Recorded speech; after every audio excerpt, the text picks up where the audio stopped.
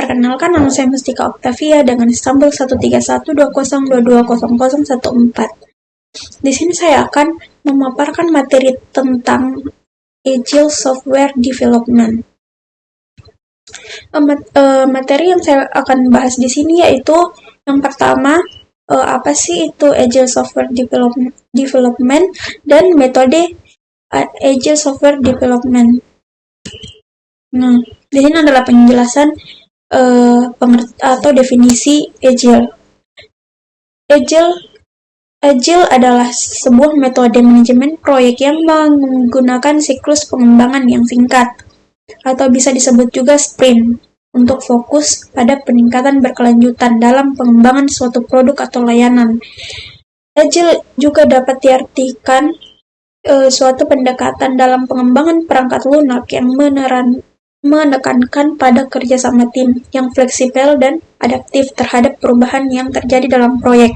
Pendekatan ini mengutamakan iterasi cepat dalam pengembangan produk, dengan fokus pada kepuasan pelanggan dan responsif terhadap umpan balik, menurut Sari dan Mustafa tahun 2023.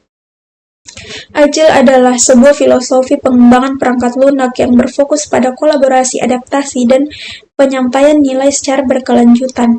Kelebihan metode Agile adalah fleksibilitasnya dalam mengakomodasi perubahan kebutuhan dan memberikan umpan balik yang cepat dari pemangku kepentingan. Nah, di sini terdapat proses-proses dalam metode Agile secara umum, yaitu yang pertama, plan. Tim melakukan perencanaan awal untuk mengidentifikasi tujuan, cakupan, dan persyaratan proyek. Nah, perencanaan ini bersifat fleksibel dan dapat disesuaikan selama pengembangan berlangsung. Yang kedua, desain. Tim merancang tahap ini melibatkan perancangan solusi berdasarkan persyaratan yang telah ditetapkan. Nah, tim merancang struktur dan arsitektur perangkat lunak untuk memastikan keberlanjutan dan fleksibilitasnya. Yang ketiga yaitu develop. Tim mengembangkan perangkat lunak dengan membagi pekerjaan menjadi iterasi yang lebih kecil. Yaitu setiap iterasi menghasilkan bagian-bagian fungsional yang dapat diuji dan dinilai. Yang keempat yaitu tes. Setelah pengembangan, perangkat lunak diuji untuk memastikan bahwa fungsi-fungsinya berjalan dengan baik dan sesuai dengan persyaratan. Yang kelima itu deploy. Setelah pengujian selesai, perangkat lunak siap untuk di-deploy atau diimplementasikan ke lingkungan produksi. Yang keenam yaitu review. Tahap evaluasi adalah waktu untuk merefleksikan hasil dan iterasi atau sprint yang telah selesai. Tim melakukan pertemuan retrospektif untuk mengevaluasi kinerja, memperbaiki proses, dan membuat perubahan yang diperlukan untuk iterasi berikutnya. Nah, yang ketujuh yaitu launch. Perangkat lunak diluncurkan secara resmi kepada pengguna akhir. Peluncuran ini dapat dilakukan dalam bentuk peluncuran penuh atau peluncuran bertahap tergantung dari perusahaannya. Nah, di sini ada salah satu metode Agile yang saya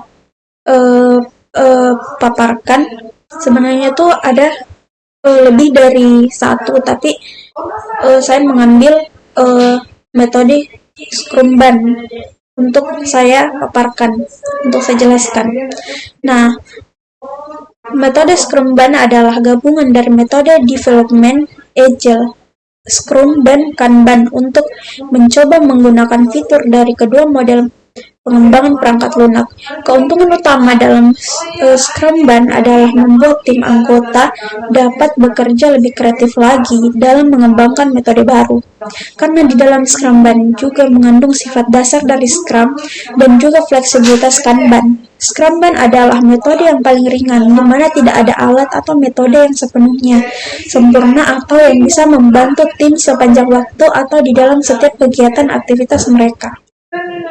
Nah, di sini ada tahap-tahap menggunakan metode Scrumban, yaitu yang pertama goals. Dari sini tim menjelaskan tujuan secara luas. Tujuan mereka mengembangkan perangkat lunaknya.